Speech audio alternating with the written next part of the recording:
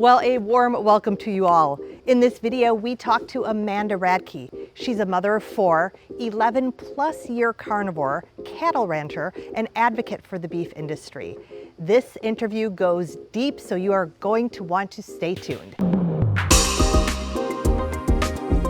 Okay, Amanda Radke, welcome to JJ and Eric, our very first interview on YouTube.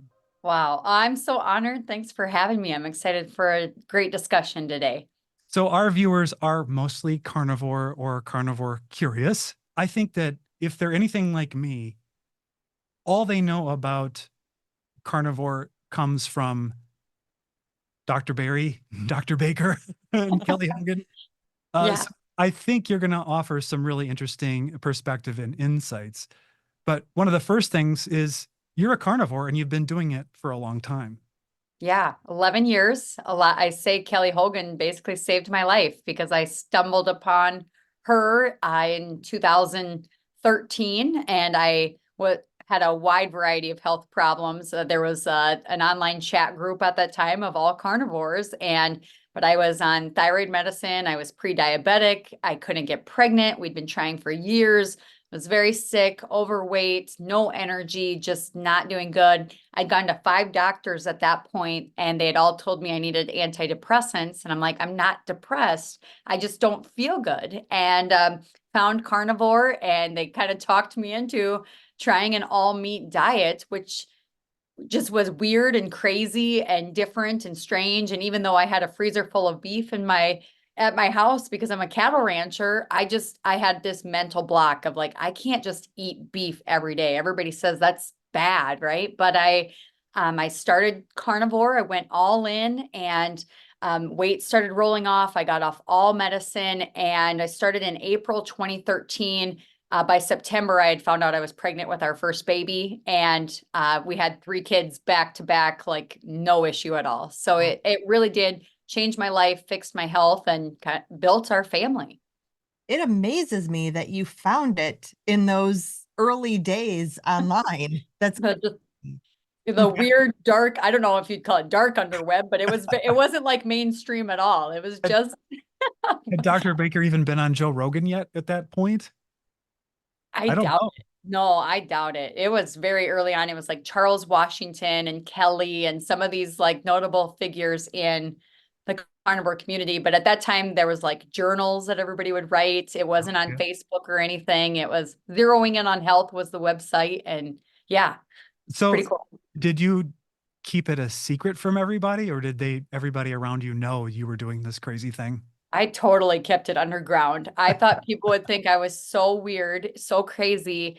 And it took me a lot of years really to even talk about it because I just thought this is so fringe. And it's thanks to people like Kelly and Sean Baker and people have just been screaming it from the rooftops that it's amazing to me. Now I'm on the road every week. I go to cattle sales and that kind of thing. And even in the cattle community, people are like, oh, I'm trying carnivore. And it's like this new novel thing, but it's like, it's wild to me because beef is a nutritional superfood that the people I know have access to in unlimited quantities. And yet it's finally like the word is out that the mainstream dietary guidelines for Americans have been a complete and utter disaster, a lie, a terrible experiment on human health. And the truth has always been there. It's in animal fats and proteins. And so it's really cool to see. So now I talk about it a lot. In fact, we have an auction coming up. It's a cattle and beef auction in LaSalle, Illinois on August 24th. And along with that, we're having a carnivore meetup at the sale. So, yes, you guys are invited. This is your official invite to come. Sounds fun. When is that? The 24th in LaSalle, Illinois, Munch Farms. It's on a farm. There'll be a whole auction, ranchers everywhere, cattle on site. People can bring their coolers, literally buy beef that day, load it up, take it home. So it's going to be a lot of fun. fabulous, fabulous. So you've seen the community evolve throughout the years, and here we are, it seems, where it's getting some critical mass. Well, I will say one thing that's probably made me more vocal about it because I just thought, well, I'm just so grateful I found this. I'm glad it's turned my health around. Like I would tell people that knew me, but I wouldn't make a big deal of it when I was at places. I didn't want to be like ostracized or like singled out. I just wanted to be like everybody else, And so I I just became the person that would go to family gatherings or events that brought a lot of meat in a crock pot or like steak kebabs or a cheese dip or something. And it was like, wow, everybody brings all these carbs to these parties. There's never any protein. So people like really liked when I would show up to gather. And but now over the years, the most common thing people say to me, because I own multiple businesses, mom of four, on the go constantly, they're like, how do you have so much energy? And I'm like, well, my secret weapon is steak. Like it just like you don't get, that's the best part of this whole thing for me is the freedom there is that I don't have to think about meal planning and making fancy recipes with ingredients that are going to just rot in the freezer, that like everything I'm eating is something I've raised in the backyard. But on the flip side of it, there's no afternoon slump. There's no like getting tired. I can just run circles around people. And it's because of this never ending fuel of, well, as you guys know, it's meat. It just does the body good. Now, we came to carnivore after our daughter was in college. So our window of opportunity is pretty small.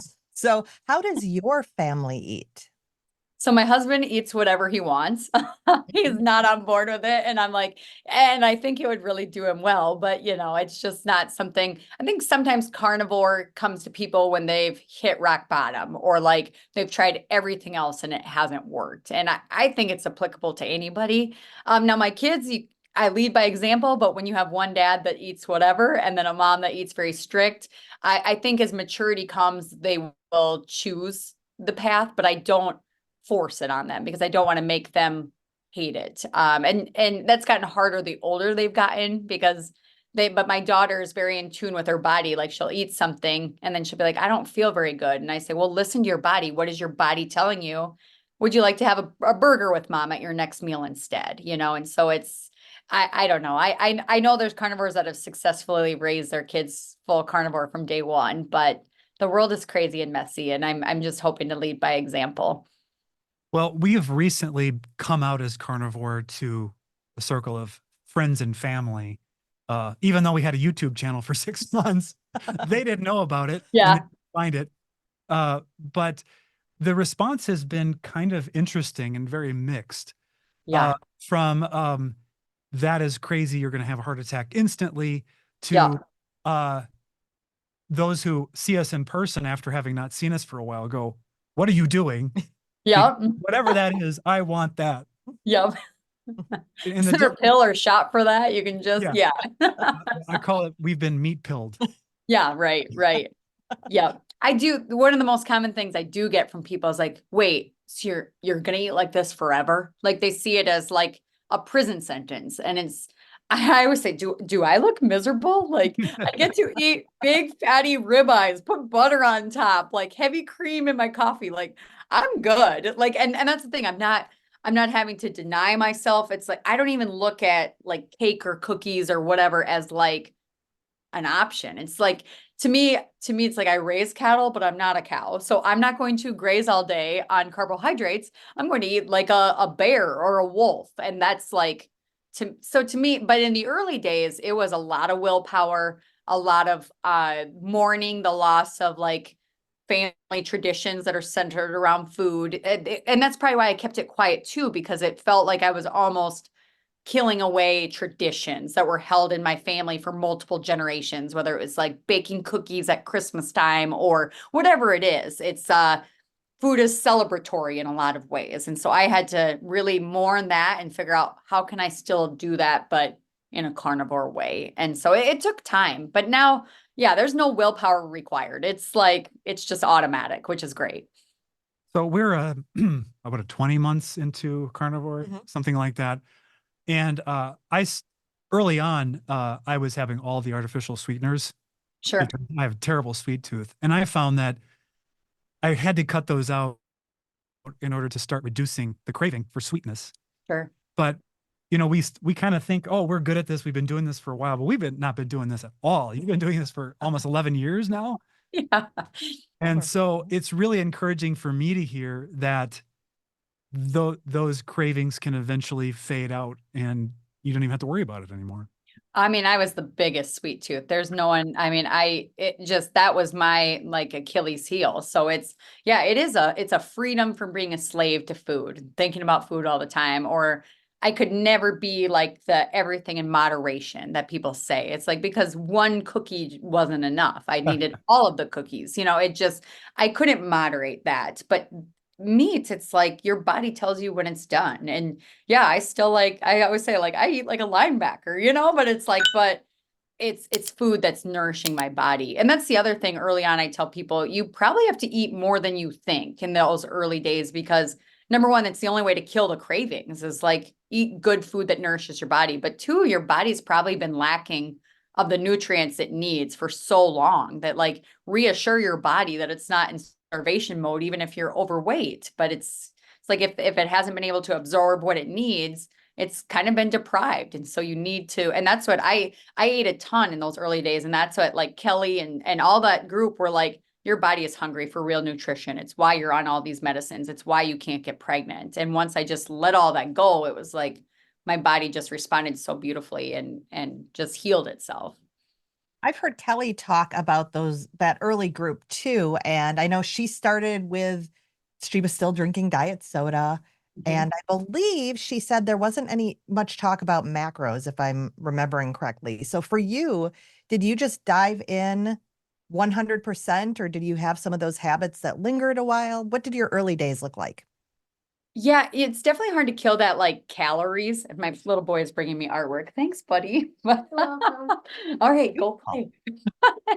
But in those early days, it was like you still had that, oh, I can only eat a certain amount. I can only eat so many calories, or like I'm gonna get fat. You're still kind of trying to be in that rabbit mode. And I have seen the messaging kind of evolve, but I guess I kind of stuck to the original of what served me well, which was like eat the meat you could buy and afford and that tasted good to you, and let the rest go. And don't worry about being perfect. I mean, I'm on the road a lot. I'll pack pork rinds or pepperonis and salamis. Like it's not a religion to me. It's a lifestyle shift. And so as long as I'm getting protein and fats in my day, I mean, yeah, I could probably keep tweaking. I could probably give up dairy. And there's been times I've given up dairy or given up salt. And you can definitely lose more weight or be a little more chiseled or whatever it is. But at the end of the day, I ask myself as a mom, and like taking care of my body is like, do I feel good? Do I have energy? Am I sleeping well? Am I stable in my weight? And do I have brain clarity? Like all of these things. If yes, well, then keep doing what you're doing. And don't, if you kind of have that compulsive nature, which a lot of people have, I think when they come to this of like, they've tried every diet, they've binged, they've restricted, they've done all these things. If you just give yourself permission to trust your body and give it the nourishment it needs, the rest is kind of tweaking. And it's great, but I think you can kind of get in the weeds on that too. Yeah, I think so too. So I really appreciate hearing your experience with that, because we do get a lot of viewers who are just looking for that answer and shifting things up and trying to perfect their carnivore diet. And I agree that especially at the beginning, just listen to your body, keep it Mhm. easy. Yep, yep. And I know I've talked to other carnivores before that really they still need the tracking, because otherwise it does get out of hand. Or like maybe you have a dairy addiction and it's like you're eating way more than you Yeah. think you should, it's stuff like that. So I think having that tracking is good.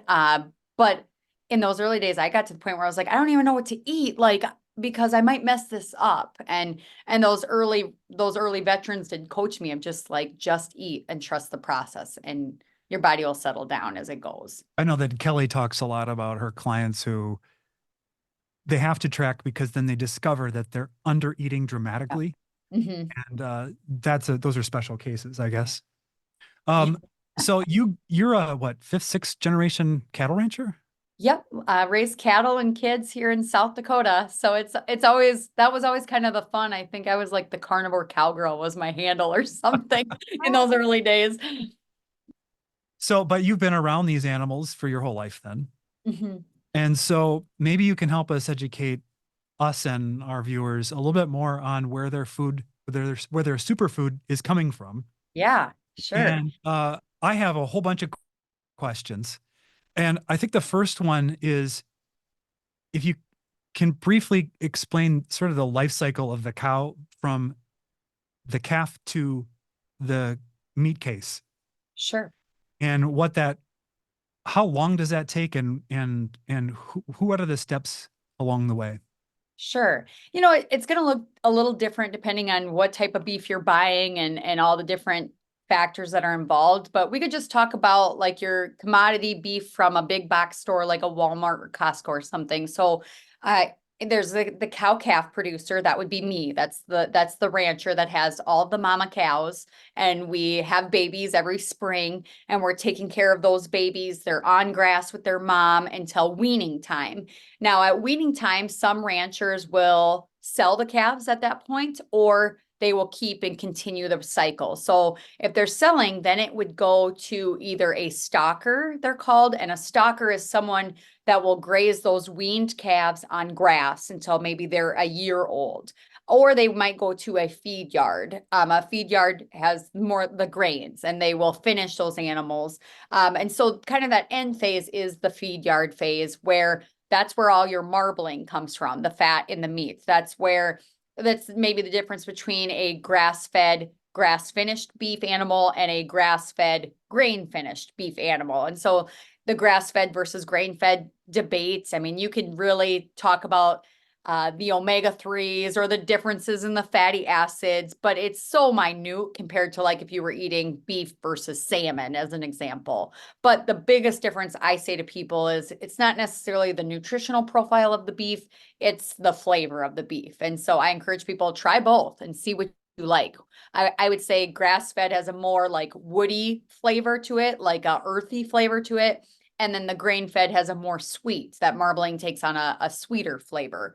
And so then by the time it gets to the feed yard, the finishing phase, that animal gets to be, 13 to 1,500 pounds, then it is processed. It might go to a big packing plant, or it might go to a small processor, but the animals are fabricated the same way, cut into your different steaks and burgers and grinds and things like that. They might be aged for a few weeks for flavoring. So aging, wet age, dry age, that's another difference in flavoring you might see along the way. And then it gets to the retailer, the grocer, or the restaurant to be enjoyed. So those are a lot of steps, and so there's a purchase that happens at each one of those steps, and Mm-hmm. so our cost at retail keeps incrementing up with each one of those steps along the process. And sadly, a lot of that price of that steak you're seeing in the grocery store is not trickling back all the way to the cow calf producer, which largely, I mean, we're keeping animals year round and taking care of these babies all the time, whereas some of the other steps don't have them. A feed yard might have an animal for 60 days as an example, or the packer has it for 1 day, and they're keeping a large percentage of that. So people might be surprised. We lose 1,300 cow calf ranchers, just like my family, each year in this country, that are going out of business.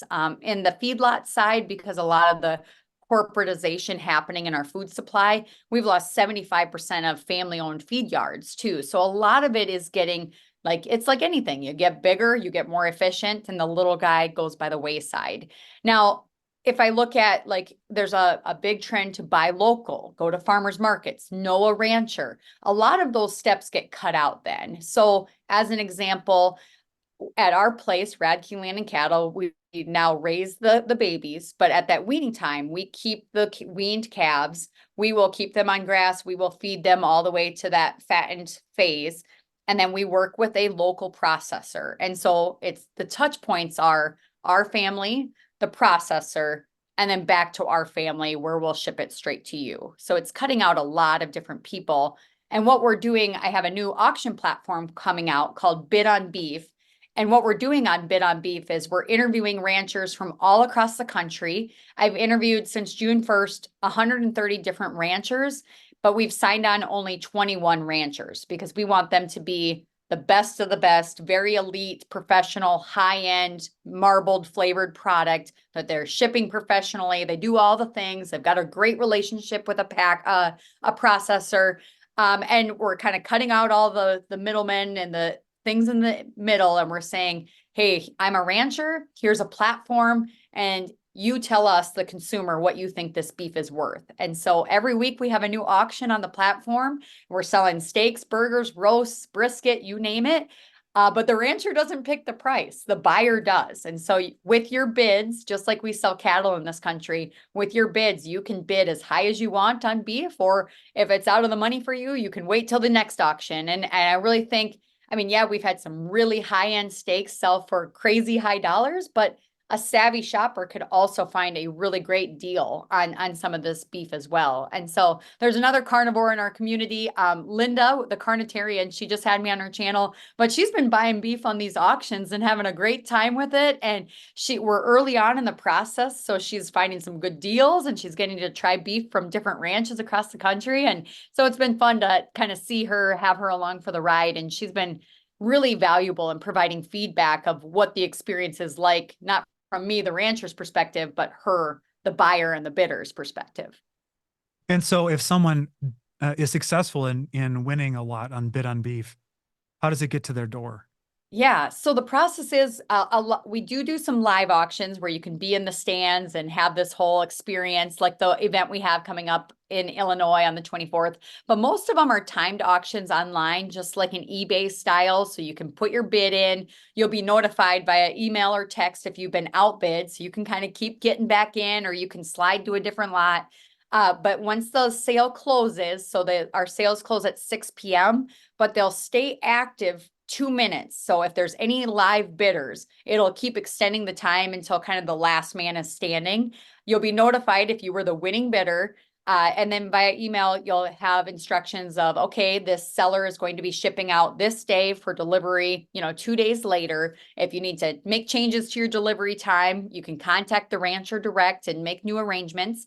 And then the coolest part is when people register on the site, and that's bidonbeef.com, we give them $25 to shop in their first auction. So it's an automatic discount. We just want people to try it. We want them to see how the experience is like and get a taste of this beef that we're so excited about.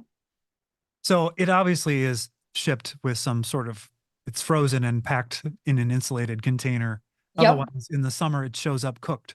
Yes. So we use dry ice and really thick boxes, and that's part of our vetting process too, is these producers have to know how to ship across the country. And so it was a learning experience this summer. We launched June 1st, like I said, and some of our first auctions were in the heat of summer when it's like 105 degrees across the country. And so that really put our ranchers to the test, is can you get this beef from New York to North Carolina to California? And they've been doing a great job so far. So it's been fun. So these are going to be specific breeds of cattle that would be on auction that are presumably more valuable than what we're just going to find at the Walmart freezer. Yeah, so we specialize in Angus or Wagyu, which they have a predisposition for marbling. And marbling is the flecks of white streaky fat kind of in the center of your beef. And that's where your grading comes from. So the higher the grade, the better the marbling score is. And so we believe we're kind of picked that niche because that's like the prime beef eating experience. We think the best of the best. But yeah, so I guess we interview these ranchers, we talk about their genetics. So a lot of tools that producers have now, we can test an animal for almost anything from calving ease, like what their baby is going to be born, how much it's going to weigh, to how big it might be when it's weaned or when it's a yearling. But we can also test things for like marbling and yield and carcass traits. And so we're working with producers that are taking the genetics through these tests that we can do and saying, we want to pick the highest marbling bulls in the country that we can use. And it's great because they're making these decisions for the birth of the animal, but then being able to track it all the way to the other side and say, wow, that steak is exactly how I designed it and how I planned it. And so it's a genetic challenge to have a great beef eating experience every single time. So we go to the grocery store, we see Black Angus branded on the packaging. Yep. And I never understood, like, what is the other choice? Is it just generic cow versus Black Angus? And is Wagyu a breed or is it something else? Sure. So yeah, certified Angus beef has been one of the first and probably most successful brands created in the country. And there's other brands like certified Hereford would be another breed. And there's been different natural or organic or different programs that a guy can buy if they want more information about their beef they're buying. But say you're going into a big box store and there's no label on it, it could be what we would call a commercial, like a crossbred type animal. There's nothing wrong with that animal, but it maybe wasn't selected with this, I want to grade prime every single time, because there is a premium in the cattle market too, if you can reach these higher levels of marbling. Okay. So the challenge is there is going to continue to be a separation from regular beef and really high quality beef. And what I mean by that is, in this country, we don't have any laws that require beef to be labeled a product of the USA. And so a lot of imported beef will be a part of that meat case where you're buying from. So it could be from Australia or Argentina, Brazil. And in a lot of these countries, it's grass-fed only. They don't have a lot of grains.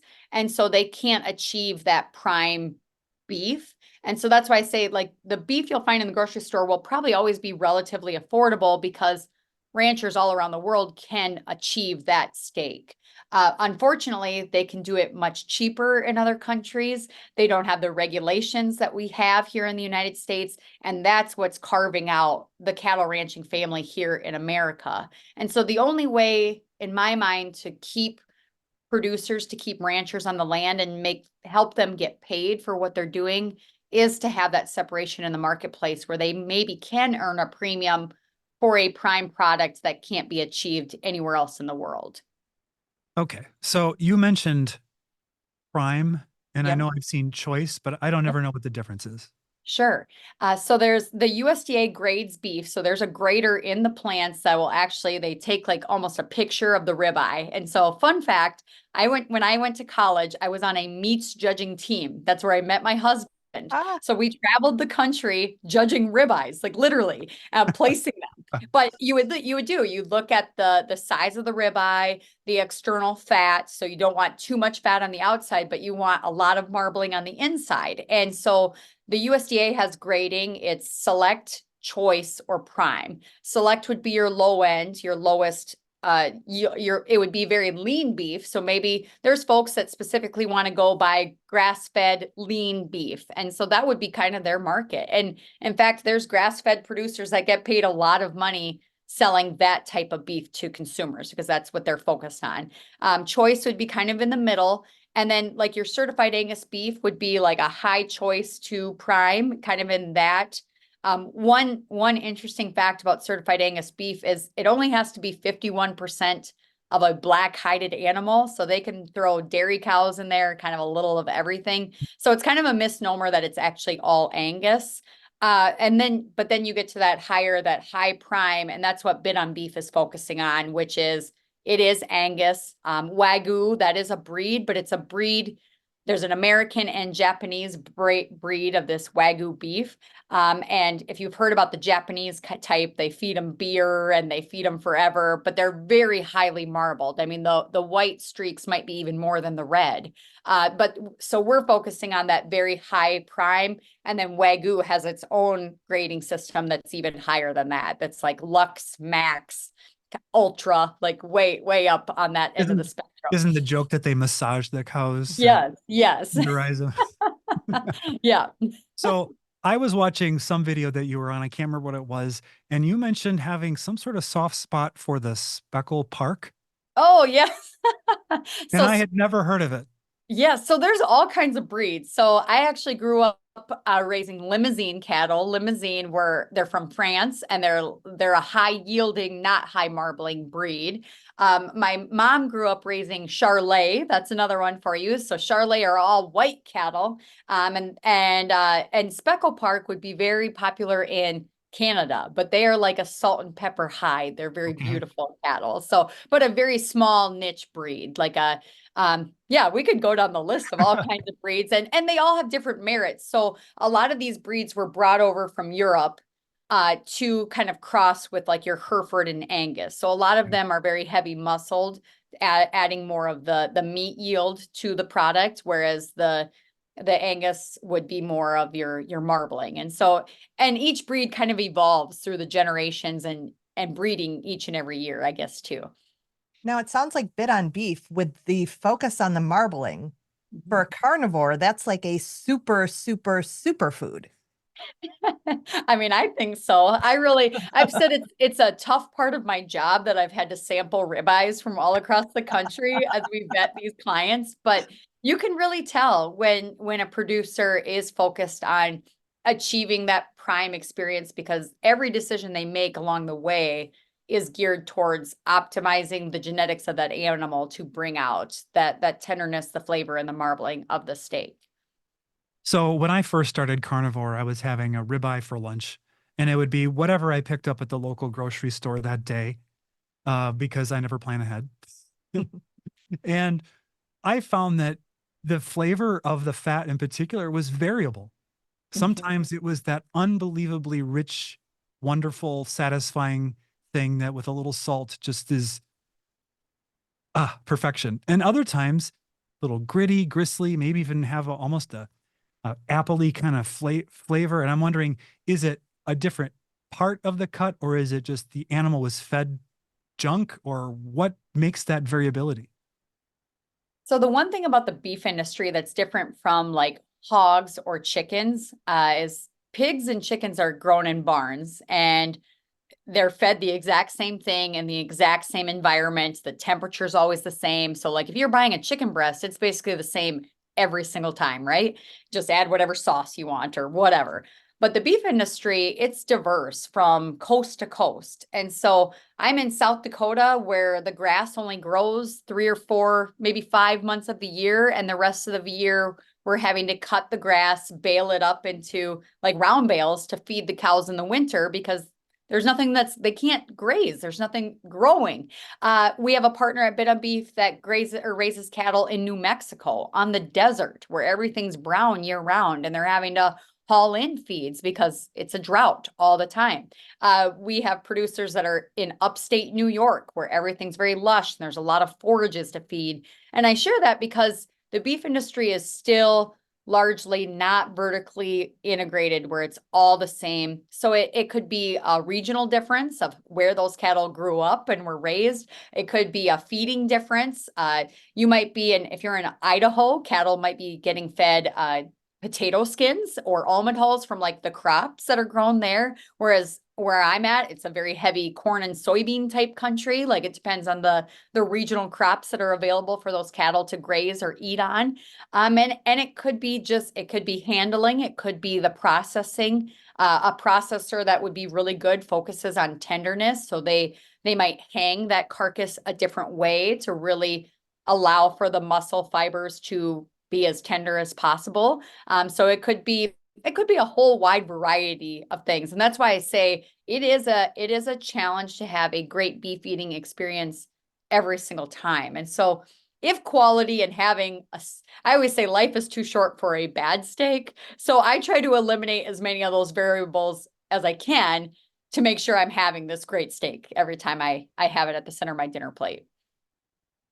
So not everybody's going to be able to buy the Wagyu or the prime Black Angus. And so what cuts should they be looking at if they're very cost conscious, but they still want something delicious? Yeah, so that's why I've been so excited to connect with the carnivore community on this, because people hear auction and they just automatically think it's out of my price point. And I've talked to my team about this a lot, being a carnivore myself. Like these are people that are eating beef breakfast, lunch, and dinner, but they want it to be good, but they want it to be cost effective as well. And so when you're looking at a beef animal, maybe if you're on a budget, you're not grabbing the ribeye every single time, but you could go buy the chuck eye. The chuck steak is basically cut on the tail end of the rib, and so the start of the chuck part of the animal. And so it's a cheaper cut of beef with the same flavor as your ribeye. So you can do things like that. A roast is very economical to buy. I can throw two roasts in my crock pot and feed my family for several days. We shred it up. They can throw, Parmesan cheese or Swiss cheese on top, or you can you keep the juices in it to keep it moist. Ground beef, I say, is like the Swiss Army knife of beef cuts. It's very economical. It can go a long ways. It's hard to get tired of a burger or meatball or ground beef. You can make tacos, you can make all kinds of things, and we do the carnivore style, right, of these things, but there's variety there too, but it's very economical as well. And so, but I would maybe suggest that like my number one piece of advice for any carnivore would be get to know a local rancher. And then you can ask the questions of the genetics, the health, the feed, the nutrition, all the things. If you like the flavor, keep coming back because they're going to keep doing it every single time that way. Whereas you might get that variability buying beef where you don't know where it's coming from. And it could be from, you know, like I said, Australia or Argentina or somewhere else. I can't believe that. It doesn't make sense to me because I think of the transportation cost. It just seems like it would add a huge amount of cost to be prohibitive, which means that their production costs must be even lower. Yeah. Well, they don't have to worry about cow farts and being regulated for all kinds of crazy stuff overseas. But here, I don't know, our government wants us to starve apparently because they want to run every farmer out of business. But, you know, I would liken it talking about all this flavor and marbling I mean, carnivores don't really drink wine or bourbon, but like different drinks have different grape varieties would result in a different wine, or there's different taste profiles of different things. So I try a lot of beef from all across the country, and you can definitely chase those flavor differences. It's not saying it's wrong or bad. It's just that variability you might see. Got it. And I love the bit on beef. I mean, it sounds like we know where that cow is coming from, so we can sort of feel out those different areas of the country. Yeah, so we have a ranching families page where folks can click on the different families and get to know them, and you know, just see where they're from and what they do, what they stand for, what kind of cattle they're raising. And so yeah, I think it's fun to be able to kind of shop around, be introduced to a whole different bunch of them. I've heard from shoppers like, I don't have time to go to a farmer's market every Saturday, and this makes it easy. You can do it from home. Yeah, I really connect with those people. Click, and it's shipped to your door. Okay, so I'm a terrible cook, and He is. part of it is having zero patience, Yeah. but also just wasn't taught anything as a kid growing up other than how to put the cheese dust in mac and cheese. Yeah. And so what is your secret to the perfect ribeye? So that's my favorite cut is a ribeye, just salt and pepper, and maybe a little butter on top if I'm feeling fancy, but really the temperature of that beef. So get yourself a meat thermometer and sear it on both sides. You know, don't flip it constantly, but sear it for a few minutes on one side, flip it to the other side. And you want it between like 125 to 130 would give you a nice medium rare, which is how I like it. It always kind of breaks my heart when someone says they like their steaks well done. Do you like your steak well done? No. Oh, okay. Thank goodness. Because I'm like, why did you do that to my steak? But I mean, I'm happy when people buy and eat beef no matter what, but it truly is the best when it's you know, a medium rare, maybe a medium, and then that allows for that tenderness to remain intact, the juiciness to remain inside the steak. But when you're searing it on both sides, it kind of locks all of that in. And you also want to let your steak rest for a few minutes, which I never do because I'm just like ready to eat, you know, but it helps to kind of keep all that juice right where you want it instead of spread out across your plate. Do you get the steak up to room temperature first before you start? Do you salt it in advance or anything like that? Fancy? Yes, that definitely helps to have it to room temperature. You can, if you really feel like being fancy and, you know, being a carnivore, I just kind of get to the point where I'm like, slap it on the grill. I'll eat it as fast as I can. I got to eat it super fast before the kids interrupt me anyway. So I don't take a lot of time for myself. But when I do want to feel fancy, I'll use my cookie racks that I don't use for baking anymore, but I'll put them in the refrigerator. And so that will kind of let it, like if you're letting air hit the top and the bottom of the steak, you know, not having it wrapped at all, it will kind of create it will help the aging process more and kind of give it almost a crust before you're grilling it too. So that's one thing you can do with those old baking supplies you no longer need as a carnivore. So I've got to do more advanced planning. But the truth is, I don't know why I'm worried about advanced planning, because basically I air fry hamburger patties for lunch almost every day. There you go. And I could do better because they're not the best. I mean, it gets that way. Like I would say most of the time, yeah, I'm eating hamburger patties. I'm slapping it on a cast iron pan and it's, it is what it is. And you scarf it down and move on. But yeah, that's the thing about carnivore. It's fuel. But if you want to really enjoy it, you do have to take your time a little bit more. Just a little. Just a little. But the one thing that I haven't done that I don't know if you follow the carnivore channels very much, but there's something about men like to eat on a cutting board with a giant knife and a serving fork. Sean And Baker style. yeah, Yeah. yeah. And I haven't gotten to that level of carnivore. I've It's been more just not there yet.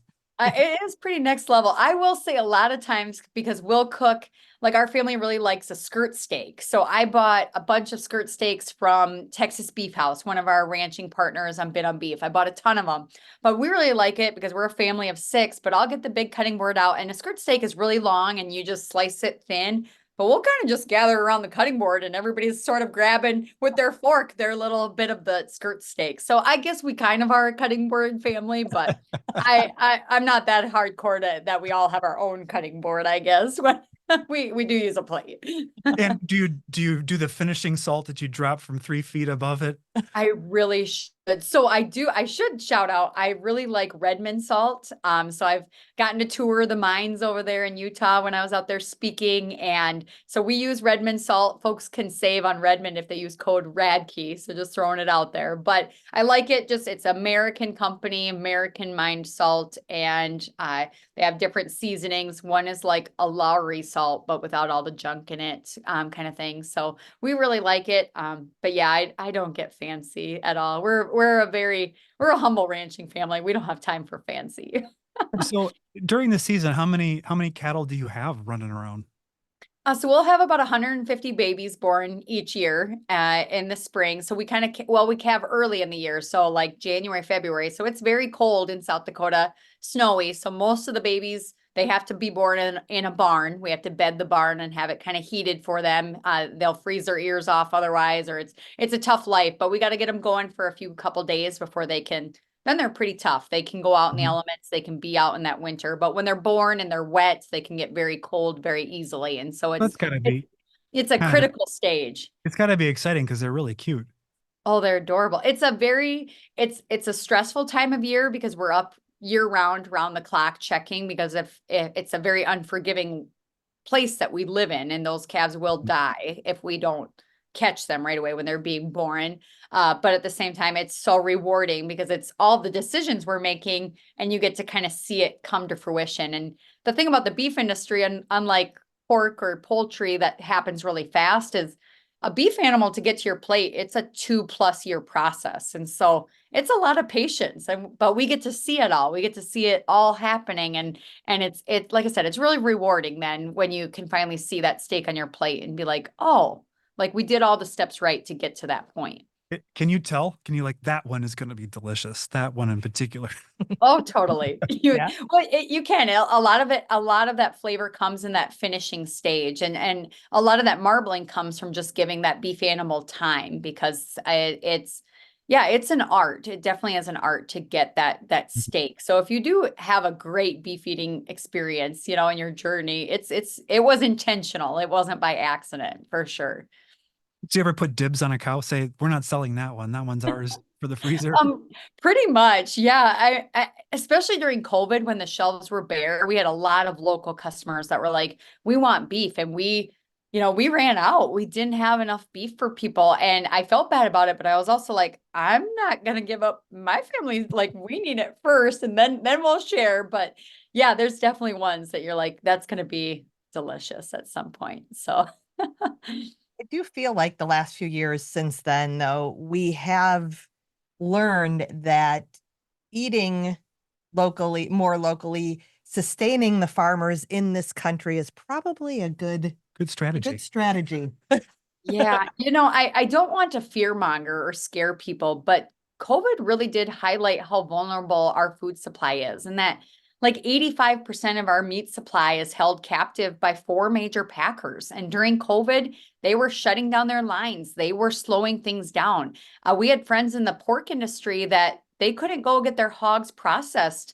And so they were stacking up. They were literally having to euthanize those pigs and pile them up instead of processing them. And thankfully, like in our area, we had a hog farm next to us that had nowhere to go with their pigs.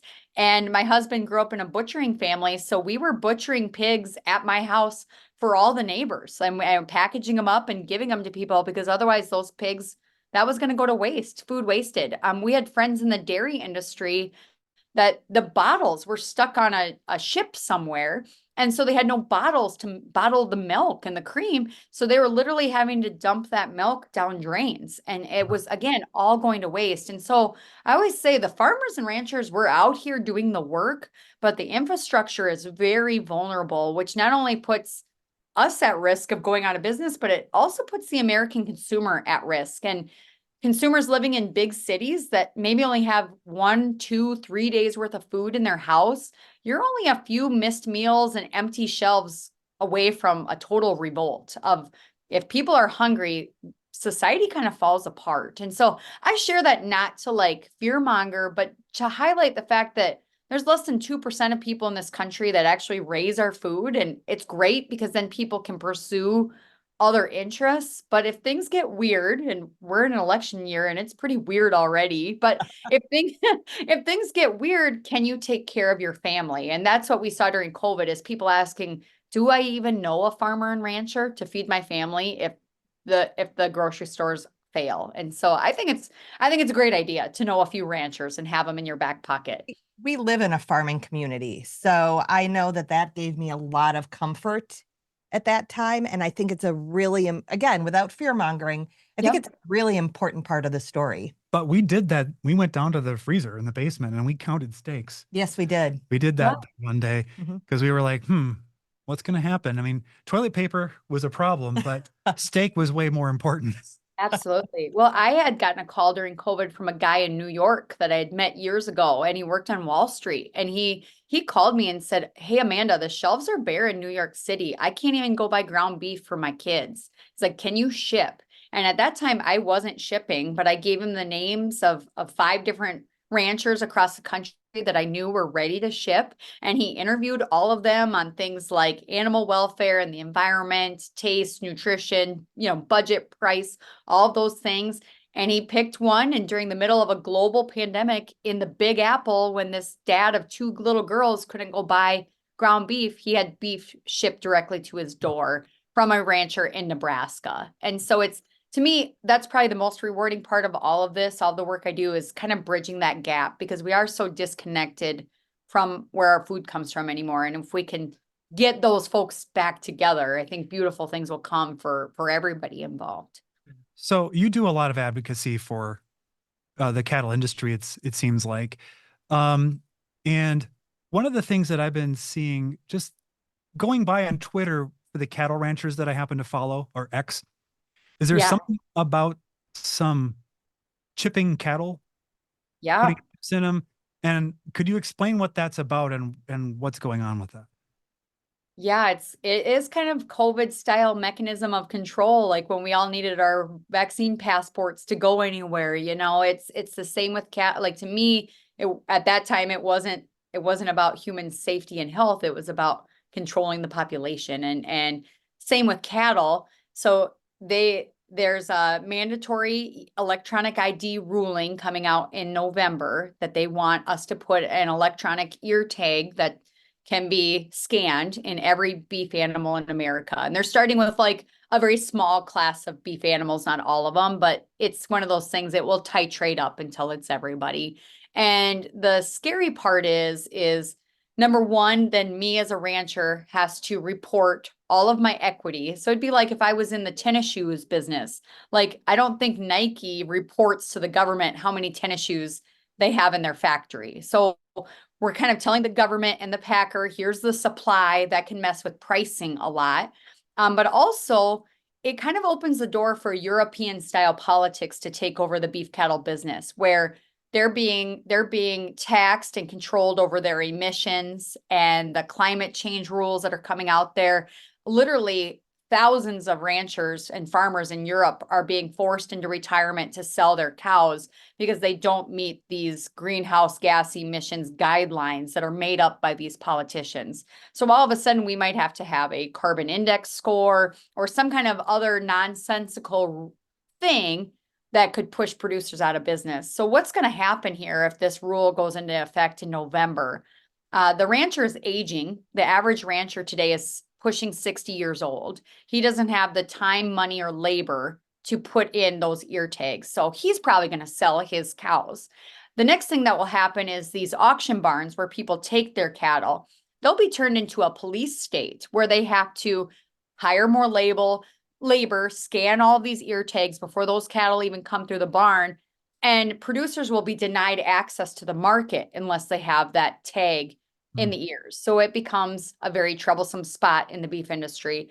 You won't be able to cross state lines with a beef animal. Like it becomes everything gets very cumbersome and very tightly controlled. And unfortunately, I truly believe it will be the beginning of the demise of the American cattle rancher, the independent cattle rancher. And the ones that will win will be the big feed yards, the packers. But the small family cow-calf guy raising the babies on the ranch, no, they will not win at all. And ultimately, the consumer won't either, because your beef will become more expensive, less accessible, and more consolidated to just a few main players. I don't truly understand what the goal of this program is. It seems like a lot of added cost for no benefit. Unless it's absolutely just to have more control and more eyes on the herd size or something. So they claim, proponents of it claim it's for animal disease traceability, but producers already have the ability through tracking. We can already use a tag ourselves to manage our data to control. If there was a disease outbreak, pretty much every rancher in America knows what cows they have and they can contain the situation. So they say it's kind of COVID style messaging of if there's an animal disease outbreak, we got to be able to know where every cow in America is. However, our federal government has open border policies on beef animals. So we are actively shipping in beef from cattle in foreign countries where foot and mouth disease is prevalent. We don't currently have that in the United States of America today. And yet, instead of placing the burden of keeping us safe on our federal government, putting more restrictions on foreign cattle that are imported into this country, they're putting all of the burden and liability on the American cattle rancher to carry the cost. If there was a disease outbreak, it wouldn't be the government or the importers or the packers' fault. It would come all the way back to the family farmer and rancher. And so it is a scary, scary thing. And so it's one of those misguided government programs that maybe it was started with good intentions, but I think nefarious agendas will quickly overtake it. Well, on that exciting, happy note. Sorry. No, but I wanted to ask a question because I see it bubbling kind of beneath the surface in the things that I follow. And I assumed it's a big deal. It's a big issue. Well, it's important to the carnivore community. I mean, this is important. Yeah, because we rely on the superfood to be available. And honestly, there's folks so I work in agriculture a lot, and I tell ranchers we have to fight for our future. And a lot of guys just want to be left alone on the ranch with their cows. Like there's a reason they're ranchers living in the middle of nowhere. But I have to commend folks like Sean Baker, because a guy like him fights very hard for the American cattle rancher and understands the issues and does a much better job of vocalizing it to the general public so that they can be aware too of what's at stake and how it might impact their ability to access great beef in this country. So the cattle industry, I don't know who was in charge of it, did the beef, it's what's for dinner thing, I don't know, 20 years ago.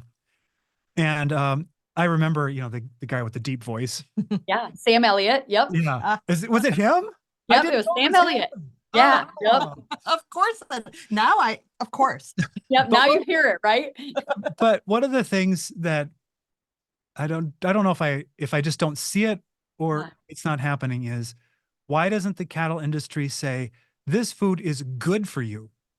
This is health food, and fight against the nonsense that it's causing heart disease and all these other things when it's the main thing we should be eating. So I think individual ranchers do a really good job of sharing that story, but the unfortunate reality is like the Beef It's What's for Dinner commercial was created by our beef. It's called a beef checkoff program, where every beef animal in America pays a $1, basically a tax that is submitted to this Checkoff. And that Checkoff program is used for research, promotion, and education. But that Checkoff and those dollars are overseen by, again, our federal government at the USDA. And because the USDA follows the dietary guidelines for Americans, where you shouldn't eat much beef, you should eat 9 servings of grain, we are not allowed using Checkoff dollars to say that beef is healthy or nutritious. We can say it like tastes good, but That's we the so we can't scandal. we can't counter like the claims of what fake meat companies are saying. We can't actually say it is. We can say it is healthful, but not healthy. Oh, There's That a, is so it's like, I literally feel heartbroken about that. it's government controlled speech. Oh. So it really is. That's where it's like the Checkoff can do a lot of things, but it can't really get to the root of the problem. Like me, an independent cattle rancher, can say beef is a nutritious powerhouse superfood. It's got 10 essential nutrients, zinc, iron, and protein, like all of the things. I can say whatever I want, but if it's specifically using Checkoff dollars, we can't talk about some of those I things. had no idea. Wow. I thought it was an independent organization that was doing this advertising. No, Is it is. is it the same thing as Got Milk? The Yep, dairy that would be industry? a Checkoff ad too. And that's the amazing thing. Those ads are 25 years old, and yet those are still iconic. You know, we had the Olympic athletes with the Got Milk mustaches in their Right. ad. The beef, it's what's for dinner with the little tune, and where's the Got Beef with the little old ladies. You guys need to go Google on YouTube, like the old beef, it's what's for dinner ads. There's some good ones. So And now the poor Olympic athletes have to eat fake meat, and then they have to go, wait, we need actual eggs right. and Well, isn't actual that beef. wild? Instead of focusing on what's good for humanity, which is a good, healthful diet, the focus is on reducing carbon emissions, and they've decided cows are bad. So they're forcing these elite athletes who rely on premier protein to be at their very best and forcing them to eat tofu and fake meat. And they're suffering, all to be like carbon neutral. So I've read they're making them sleep on like little mats, like not even decent mattresses, all to achieve this like net zero Olympics. And that's the troubling thing. This climate change deal has been weaponized not to really improve the planet, but to control people. And at the end of the day, we are emissions. We're not even humans anymore to some of these politicians. But like if I could dispel the myth about cows, like they're saying, oh, cows are destroying the planet and they have so much emissions. The fact is the US beef industry contributes just 3.4% of total greenhouse gases if you're looking at everything, transportation, electricity, etc. If every American were to go meatless on Mondays, like they say you should do, skip a cheeseburger once a week to save the planet, we would reduce our carbon footprint by 0.26%. And yet we waste 40% of the food that we grow in this country that ends up in landfills, which just that alone has larger emissions. Now, if you add in like transportation or electricity, that's even more. That's not even, and yet why are we talking about cows all the time? Because I believe it's twofold. I believe because our government knows that independent cattle ranchers are some of the last truly free, independent, spirited people in this country. We're just out on the land doing our thing. And number two, it's because we're raising the most nutritious food on the planet. And a society that's weak and sick is not a strong society, is easy to control. But a society that's eating steak all the time and eating that tomahawk steak on the cutting board with a knife, that's someone that's strong, that's focused, that has clear cognitive thinking, critical thinking, and is independent and free. And so I might sound like a conspiracy theorist, but to me, that's what's going on is take the cows off the land, take beef off the dinner plate, and you've got a society that is much more easily controlled. So we're going to lighten this mood just a little bit. I have that effect on things sometimes, but No, No. this is important stuff. Very. But behind us, we have artwork my daughter did for in high school. And the question is this a dairy cow or is this a beef cow? So I was going to point it out because I believe it looks like a Limousin cow, which is a beef animal. Okay. So yeah, look up Limousin. It's spelled just like the car, except for no E at the end. But they were French cattle, very muscular cattle. They were originally like that red color with horns. Now they can be black with no horns. But that looks like a Limousin cow face Okay. to me. All So right. I like it. So we're okay on the Carnivore channel having this cow because I was like, I don't know if this is dairy or not. You're great. Yeah, We're that looks like a beef animal to me. we're in Wisconsin, and if it's not a Jersey, a Swiss, or a Holstein, I don't know what it is. Yeah. Well, that's why I started writing children's books because when I'd look at movies and cartoons and books, everything was like a spotted dairy cow that walked on its back legs and talked. And I was like, this isn't accurate to what the beef cow is. And so I started writing children's books that show real beef animals, and it shows the cows don't talk. The people are kind of the center of the story because they're the caregivers of the animals. And that's the thing too. We're seeing like a whole society of young vegans and vegetarians because they have a hard time seeing that beef animal as like that's going to nourish people. Instead, they see it as like a pet with human characteristics. And I think a lot of that has happened in Disney and all the cartoons and movies that are out there. And so it's one of the things I talk about. I take these books all across the country to elementary schools, and for the most part, I'm the first rancher these kids have ever met. But to explain that circle of life is a challenging one that like, no, we genuinely care about our beef animals. They get fed before we do in the morning. We can't even leave our place without lining up someone to take care of all these animals. So we genuinely care about their well-being. But yeah, at the end of the day, we respectfully harvest those animals and we take their steaks and burgers and roasts. And by the way, we get 100 plus byproducts from makeup to leather to medicines to stearic acid in our tires to even a component of asphalt in our roadways. It all comes from a cow. And so we use all of that animal nose to tail to enrich human life. And that's how we honor that beef animal, because we honor humans. We had a discussion about this a few weeks ago, and I said that to me, and I would have said this before I was carnivore, that is to me part of their purpose. Like their purpose in life is not being fulfilled unless they are used for those ends. Yep. Well, it's biblical too. Like we were given dominion over the animals. We care for those animals, but we value human life. And in a society that almost doesn't value people, that reduces us to what our emissions are instead of what these beautiful souls across the earth can do. It's an interesting gap that it's a constant thing. And yet from a very young age, my kids are 10 and under. They understand the circle of life very well. They know where their food comes from. My daughter we show the kids show in like 4-H contests, like at your county fair. Yep. She's got a show steer that she showed all year, but she knows in a very few short months, and this is really hard for people to understand, but in October, he is scheduled to go to the butcher, and it's going to be a sad day. There'll probably be tears because he was a special one that we spent a lot of time with. But at the end of the day, we're constantly talking about, okay, this feed that goes into this beef animal will result in this great steak. And you're helping to feed our family and other families in the neighborhood too. And so people have a hard time thinking like a 10-year-old can handle that. And like I've been told like we're raising our kids, it's abusive or it's teaching them to be cold-hearted killers or all those things. It's not saying we don't feel that goodbye, but it is recognizing this is a part of a bigger picture that we're honored to be involved in. And it's much bigger than one beef animal. But I would also say if you're a vegan, animals die too. The bunnies and the rabbits and all the things get plowed up to by grow the your millions. Yeah. Yeah. So I don't know why the cow is way up here, but every life requires some form of death for food to be on the plate. And that's just the reality of it. Well, my dad grew up on a small farm, and so for him, the circle of life was evident from the very beginning. Mhm. And in his generation, it was very common for pretty much everybody to know how to kill a chicken when they were 5.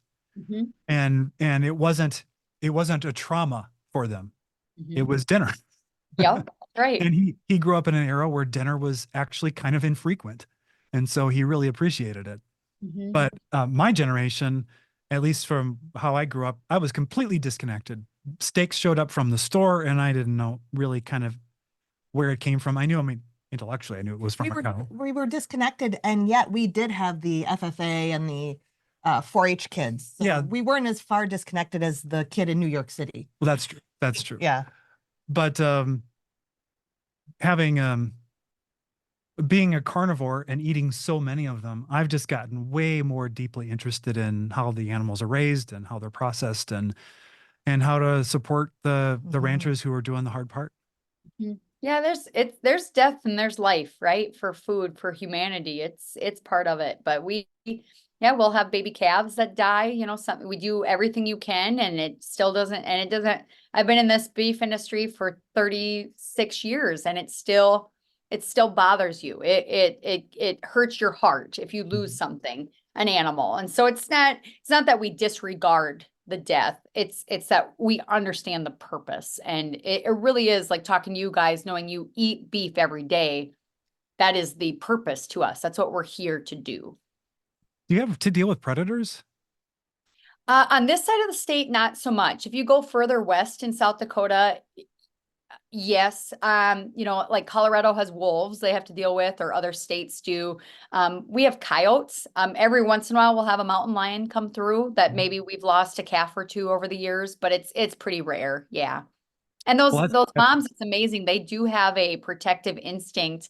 Like if you ever have coyotes passing through and all their babies, I've literally seen our cows where all the mama cows get together and they create a circle around the babies and they're bellowing and they'll protect their babies. So it's kind of just, it's nature takes over that instinct to protect them. Yep.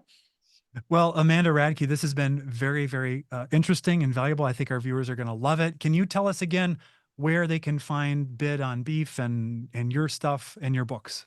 Sure. So my website is amandaradke.com. I've got all kinds of books about farm life that folks can check out. And then the website to buy beef is bidonbeef.com. And if you register with an account, you automatically get $25 to shop our auctions.